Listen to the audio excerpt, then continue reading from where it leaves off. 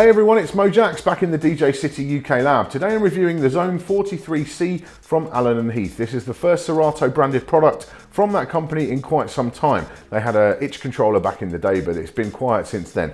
This one though, fully Serato branded, it's club kit compatible, like the DB2 and DB4 from the same company now. And that means with one USB connection, you can hook up and you can have 4 decks in Serato DJ playing through. You can even have timecode control if you've got the DVS plugin. Obviously you're gonna have to factor the cost of the Serato DJ license and the club kit and blah blah to add to the cost of this. It's $1,000 street price for the unit itself, and then you'll need your licenses on top, but fundamentally it all works really nicely and you won't need an external interface. And yeah, the Serato stuff is really smooth, timecode control all working just fine, no problems with that whatsoever. Very nice indeed. Now I'll get something out of the way first of all. I've got to put my cards on the table. I don't have a great relationship with Xone mixers, based predominantly on the Xone 62, which is like my nemesis. It's basically, as far as I can see, it's a studio mixer with phono inputs and a crossfader on it, and I'm just not a fan of that. As someone who, I mostly play house now, but I do open format as well, and I like to have, you know, a tight crossfader and all that kind of thing. The 62 just never worked for me. And the problem is that the Xone build quality is so good that I'm still seeing 15-year-old zombie Xone 62 mixers alive in clubs right now. And that is just frustrating because I don't like that. And that's kind of colored my opinion of the whole range. But I've used this now for a couple of weeks, loads of hours on it. I really like it. I don't really want to send it back because it sounds super fat. Let's get that out of the way. The sound quality is really, Xone mixers always sound good, and this did sound great over studio monitors, over a big club system. It just sounds absolutely wonderful. We've got our 4 channels, okay, straight away, phono line switchable, full kill EQs on each one. You can switch as well to the USB, obviously audio on there. Loads of headroom on the channels, tons of it. You know, if I'm running CDJs and record box through here, I'm barely getting above 9 o'clock on the gain control. So there's loads of headroom. You can get really quiet sources coming in. They will be, you can cope with those really well because the trim controls give you so much headroom. That's great. You've also got an aux/mic input there on the top with RCA connectors on top, so you could easily hook in, you know, a phone for backup, emergency, that kind of thing, and switch over to that. I would prefer a combo XLR and jack connector on there, just because sometimes in the heat of the moment in a club, the only cable you might have might be an XLR to jack and you need a jack connector for your microphone. That has happened to me with an older Xone 42 before, and I've just been stuck, couldn't use it. You know, you can't plug in your headphones to use as a mic then as well. So a combo connector would be nice, but it's not the end of the world. You've got EQ, high and low EQ on that as well. So basically you've got 5 channels to play with. You can also cue that channel too. The queuing is wonderful. You've got full split queue on there. The queue mix blend, unlike on a Pioneer DJM, it's got no relation to the actual master output. So you are just getting the sum of the channels through, as with the VU meters there. So even if the master's running at a really low level, you can still have a great mix level in your headphones and blend with your cue signal. And that's actually pretty cool. I did a mix in the studio here with that, and I was blending constantly between them because the studio monitors weren't really coping with the volume that I wanted. And actually it was great for mixing in the headphones. So if you mix in your headphones, this will be really superb for you. You've got the traditional Xone filter on here as well. So we've got high pass, low pass and band pass with that resonance control. Again, a typical Xone feature, always sounds great, and it's no different in this case. It really does sound good. Each channel can be assigned to the crossfader left or right.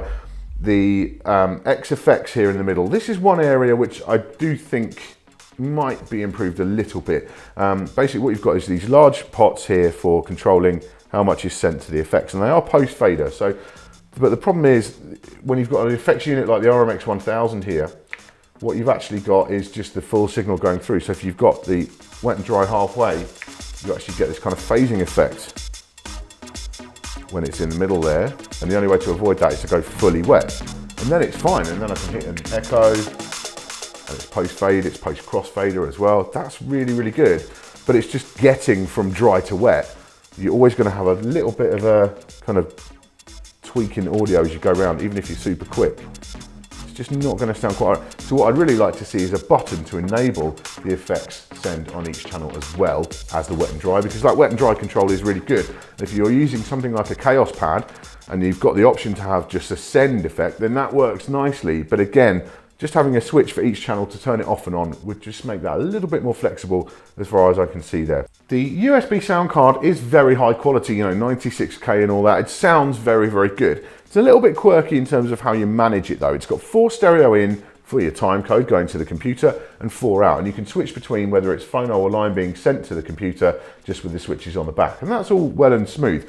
But if you want to actually adjust that and tweak that slightly, so let's say I want to send the record output of the mixer to one of the inputs on the computer, you can't do that with like a little software utility or something like that. You can actually do it physically with little jumpers, but they're inside the mixer. You can't do it without taking the mixer apart to do it. So it's not something you can do on the fly. And I would appreciate that flexibility to either do it through software or do it on the exterior of the mixer, a bit like the rain boxes you can switch, you know, phono line and so on. It just would be, yeah, a little bit more practical from that point of view, but it does, as I say, sounds really, really good. And there is a workaround for recording your set. What you do is actually go into Serato DJ, choose a channel that you want to dedicate to recording, which means you won't be able to use that for your Serato playback, but then you run from the record output, just run an RCA connector into the line input on that channel, and then you can just record in like that. So all the audio you're hearing on this video is coming through via the recording in Serato DJ, and it does work. It's just a bit inelegant. It's not quite as smooth as I'd like it to be. Now, of course, there are no MIDI controls for Serato DJ on this unit. It's a native bit of hardware, so you can't remap any controls. And one thing to note is that not all the controls on here are MIDI capable, including, crucially, the Crossfader. And that means if you're a Serato video user or a mix emergency user with your Serato DJ, you're going to find you can't blend your videos with the Crossfader, and that will be a deal breaker for a lot of video DJs I know. So it's worth pointing out before you end up buying this thing. You can't crossfade your videos on this. You can use the up faders to blend your videos. That works just fine, but if you want that crossfader control, you don't have it. Where Allen Heath do have quite a nice trick up their sleeves is with the add-on MIDI control, and they've got the Xone K1, which is now natively mapped for Serato DJ. There are no, legends on there. There's no labels to tell you what's going on, so you're gonna have to spend a bit of time learning it to get your head around what each control is doing. But once you do, it works really smoothly. And again, it's Allen Heath. It's a well-made, well put together bit of hardware. All the buttons feel great. The knobs all feel great. So I've got no qualms about that at all. And the cool thing with that is as well, it actually links in via their X-Link port, which is effectively just an Ethernet cable. So you can run Ethernet into the back of the 43C, and you don't need a USB port for your add-on controller. That's a great little touch, great bit of integration. I love the way they do that. That's, yeah, top notch. The Crossfader is, although it's way leagues ahead of the Xone 62, it's still not great. The problem being it's got a sharp cut setting, which is nice and sharp, but the cut-in distance is like ½ centimetre. It's really quite a long way as far as cut-ins go, which means unless you're very, very skilled at cutting, you're going to have a hard time pulling off tight cuts with that. Certainly at my level of skill, which is not great, I had a hard time doing any kind of cuts with it at all. So that is a bit of a shame. And again, the blend curve is a bit weird. It's kind of entirely gone just over the halfway point. It's just a bit odd. You can put an inner fader in it. It's actually inner fader compatible, says on the front.